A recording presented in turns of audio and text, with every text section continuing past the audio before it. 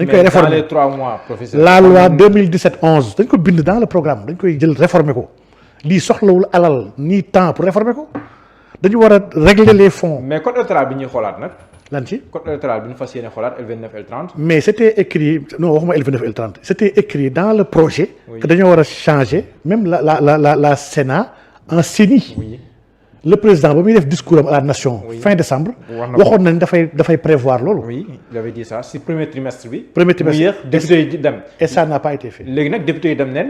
et lii tamit c'est le cabinet du président de la République. Le cabinet n'est pas respectueux envers le président de la République. ah bon Quand le président énonce quelque chose ne man damay def nangam oui à telle date dañoo respecter les délais. toutes les forces autour du président doivent se mobiliser pour respecter ak dëggal. kàddu gi dëggu si biir. waaw kaddu président kenn du ko oyofal maanaam lii ma dama gis ni te programmateurs proches du président ñoo oyofal kaddu président. mooy son cabinet. c'est le cabinet politique. est-ce que ay calcul politique tam nekkul derrière. c'est triste nag lu ko tardel. aw ma ci xam-xam ndax mbir mu ne. parce que boo xoolee ku ci mbirum duggul conseil xool. supérieur de la magistrature. mi ngi ko njëkkoon annoncé le 3 avril 2025. le 3 avril 2025 kon at léegi def na at. mu annoncé waat ko le 31 décembre kon est-ce que. Il y a en tout cas des problèmes par rapport même à l'environnement man dama gëm ni ñoom ñaar sax muy le président comme le premier ministre ñoom ñaar kenn ku si nekk am nañu leen wóor ñi nga xam ne bëgguñu sax nekk si jàmm il ne les aide pas il ne les aide pas des deux côtés. des deux côtés man dama gëm ni vraiment am na ñuy xàmb daal. nit ku baax boo fekkee ñaar nit yoo xam ne ba ñuy xamantewu leen woon yéen ak moom lépp loo mënul wax ci lu baax luy boole seen diggante waroo ci wax lu leen lu safaanu même bu dee am nga loo jàpp yow jàpp ko pour yow te nga noppeeku. mais loolu mooy c'est révélateur parce que mooy melokaanu jikko nit ku baax. ñu bëri yow dégg nga ko. dañ naan Cheikh Oumar Diagne wóoluwuñu ko si wetu président parce que mën na am ses rapports avec le premier ministre ko demee. man au contraire ba ma jógee si wetu président la déchéance bi commencé. oui waaw loolu wér na. man may nekk si wetu président. bu mu fay nekk 31 décembre bi mu fay jógee. waaw. ba may surtout président. waaw coow li amutoon président amul problème te yaa wéewu aucun problème président sa amul woon problème état Sénégal sa amul woon problème man maay seen mbóot ñoom Mohamed maay sirru bi. non loolu man nag ba fa nekkee moom ba 31 décembre en tout cas benn 31 man maa décembre nekkoon sirru bu téye ñaari ñooñu bu ko téye. en tout cas daal coow yi moom daan na ko woon dégg moom mi fa nekkee. donc pour dire que.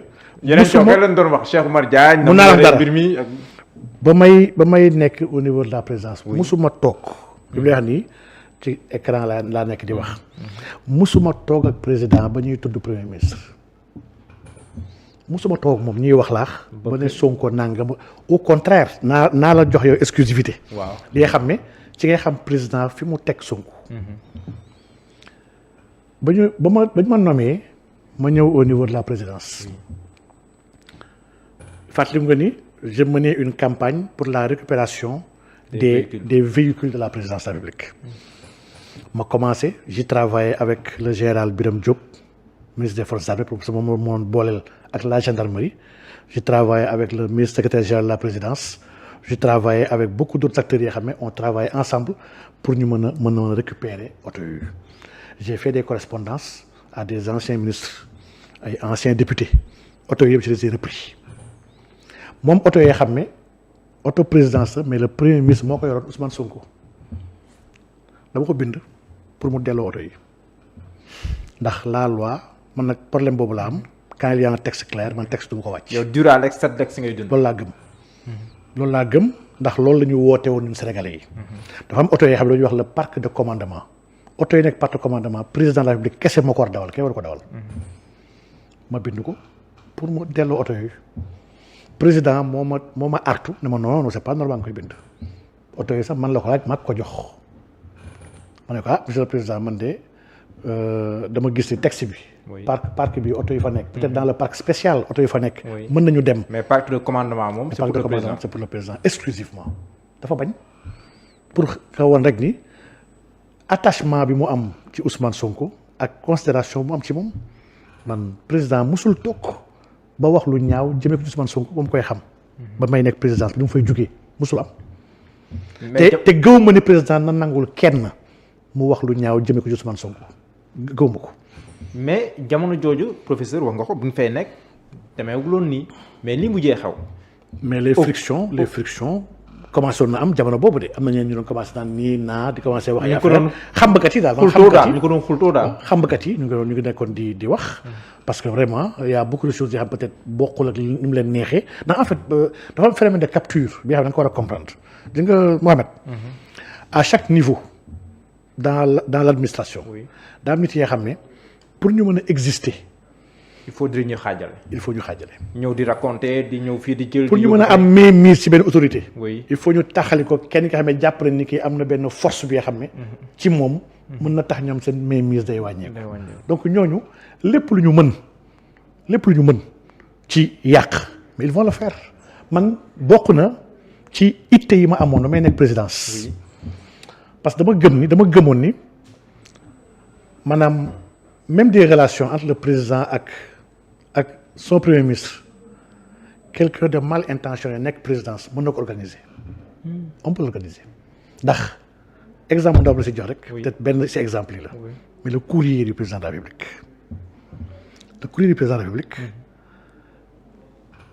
Premier ministre ak présidence yi bindante. les délais jot courrier bi jox ko président wala téye courrier bi nekk ko bañ ko jox président li yëpp am na ay incidences yu mën a am dans les relations. avec le président et son premier ministre. C'est vrai. sur des directives yu mu koy jox wala des instructions yu mu ko jox. sur des réponses yu mu ko jox. nit yi retardé ko wala xaw ko réeral dans le circuit. pour mu def beneen une semaine supplémentaire balaa muy ñëw président. donc ba ma amee préoccupation boobu dama am cette président ne ko sa relation premier ministre dama gis ne kat relation bu sew la bi nga xam ne bu ñu ko sàmmul il y va même de la stabilité de ce pays là man courrier bi il faut ma régler ko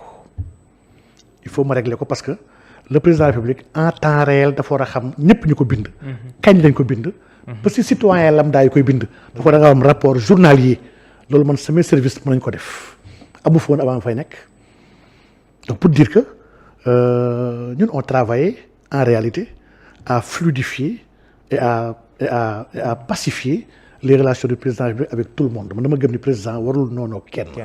président dafa war a nekk ci jàmm ak ñëpp ndax il y va de la stabilité du pays képp ki nga xam ne nag mu ngi liggéey ci xaajale président ak ñeneen wala boole ko ak ñeneen kooku seytaan la.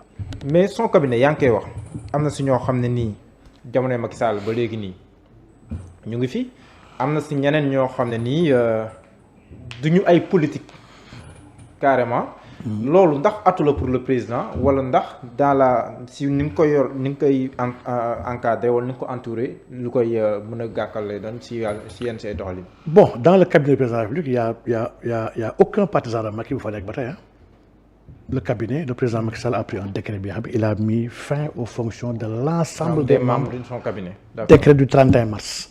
ñu si bëri si ñoom seen ay nu tëdd sax seen fin de service ak yëpp. man maa ko ba ma nekkee présidence maa ko signé.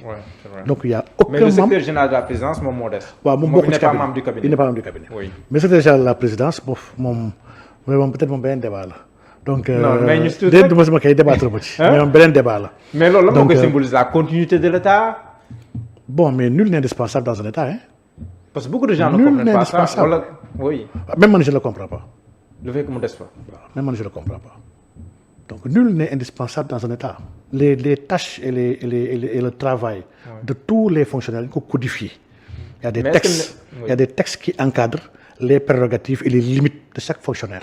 loolu soxlawul ay expérience non soxlawul parce que quelqu'un qui sait xam suñu benn prof Pa Gaye maa ngi koy nuyu di ko ziar xam naa ni su ko déggee sa deretaan Pa Gaye il m'avait en service postal à l'école des postes bu Tëngéej Pa foo wax naan liggéey administration il suffit juste de savoir lire et écrire li nga gisee lire et écrire su jëlee manuel de procédure mu jël texte yi lépp luy liggéey mën na ko def te il a raison position bu bees ak lu mu mënti bi soo amee volonté wu jàng boo ñëwee jàng di nga jàng man damay ñëw présidence en tant que DMG li ma njëkk laajte mooy ani décret ak arrêté yoo xam ne ñoo organiser la DMG yëpp laa jël avant ma jël fonction commencé naa naan décret yooyu ak arrêté yi ba xam fan laa war a yem fan laa war a dem fan lan laa mën ak lan laa mënul loolu laa ñëwee toog jël fonction donc pour dire que y a pas besoin affaire de continuité état yooyu ay tappale yu gars yi créé la dafay satisfaire rek le président que président doyloo na liggéeyam.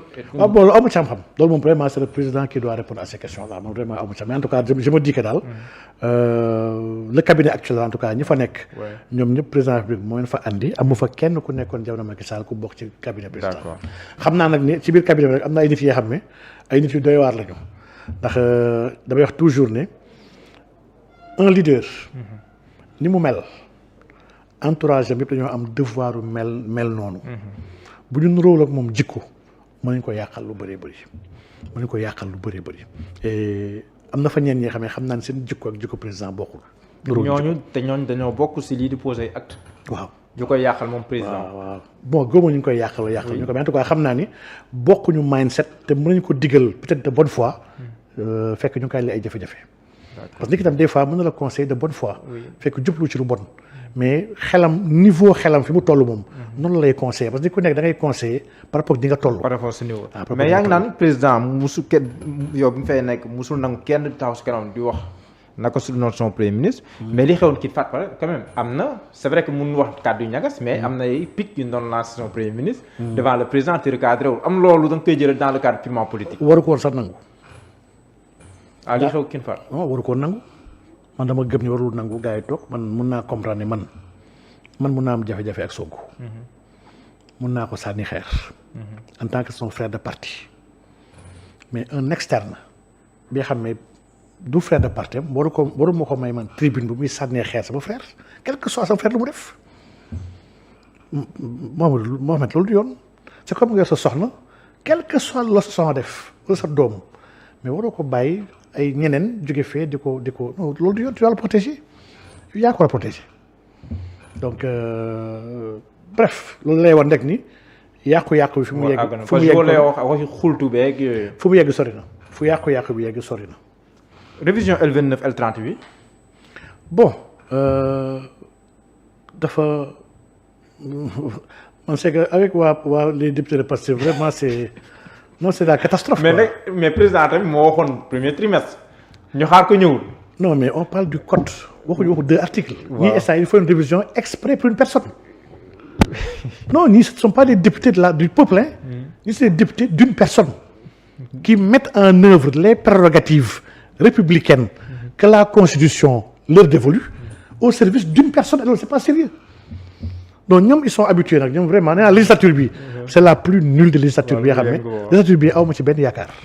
yow amoo ci yaakaar non aw ma ci benn yaakaar. léegi ñu dem parce que